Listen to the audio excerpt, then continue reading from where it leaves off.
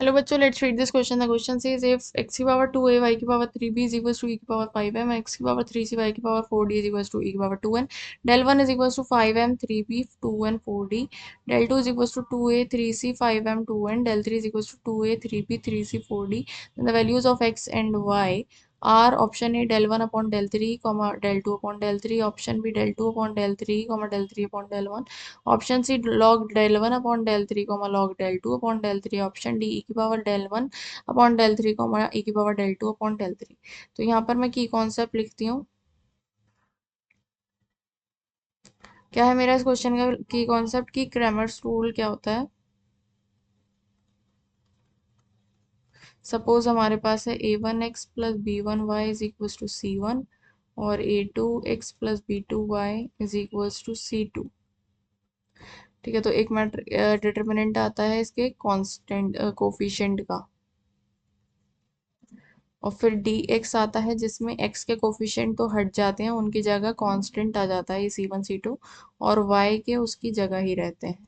इसी तरीके से डी वाई में ए के उसके जगह ही रहते हैं और बी वाई के साथ कांस्टेंट आ जाते हैं, और एक्स की वैल्यू हो जाती है डी एक्स अपॉन डी, और वाई की वैल्यू हो जाती है डी वाई अपॉन डी।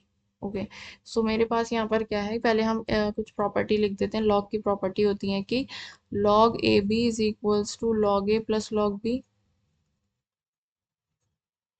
और log ए की power B is equals to B log ए।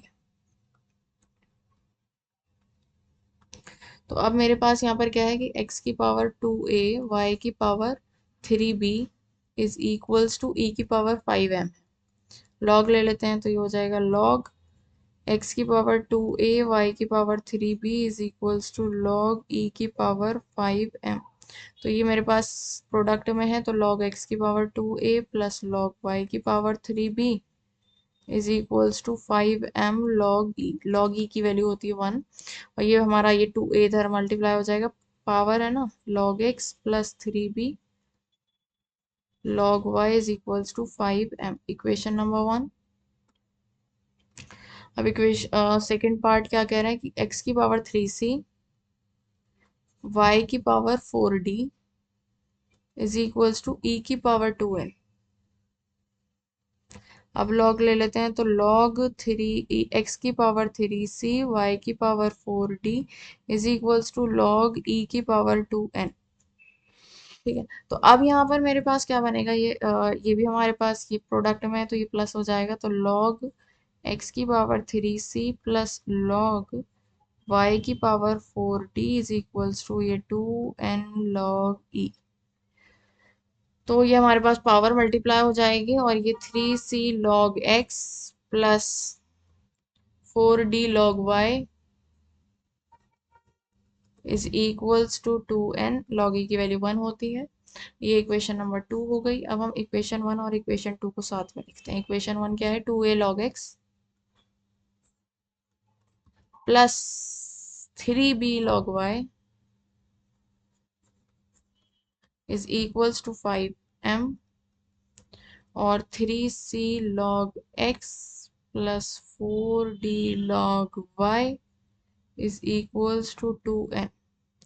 अब हम देखें तो log x और log y को वेरिएबल लेके हम यहाँ पर वो d वाली डिटर्मिनेंट बनाते हैं, तो ये 2a 3b 3c और 4d, और ये अगर मैं देखूं तो क्वेश्चन में क्या गिवन है, 2a 3b 3c 4d, ये बराबर है हमारा डेल 3 के, है ना। अब हम dx को बनाते हैं। क्या होता है कि x के साथ वाले क्या हो जाते हैं, ये आ जाता है, तो ये हो जाएगा मेरे पास 5m 2n, और ये एज इट इज रहते हैं 5m 2n 3b 4d, तो ये डेल 1 के बराबर है। इसी तरीके से dy में ये तो ऐसे ही रहेंगे 2a 3c, और यहाँ पर हमारे पास ये 5m 2n आ जाएगा। ये क्या गिवन है, 2a 3c 5m 2n, ये डेल 2 के बराबर है। तो यहाँ से हमारा वेरिएबल क्या है, log x है और log y है, तो log x क्या होगा, dx upon d which is equals to dx क्या है, डेल्टा 1 अपॉन d कितना है, डेल्टा 3। तो x को अगर हम निकालें तो x इज इक्वल्स टू हो जाएगा e की power del one upon del three. इसी तरीके से log y निकालते हैं, dy upon D which is equals to delta two upon delta three. तो y इज इक्वल्स टू हो जाएगा e की power delta two upon delta three. तो हमारा जो आंसर आएगा वो क्या आएगा कि e की power del one upon del three comma e की power del two upon del three, del one upon del three, del two upon del three. So the final answer is e की power del 1 upon del 3 comma e की power del 2 upon del 3. Option D is correct. Hope you understood it well. Best of luck. Thank you.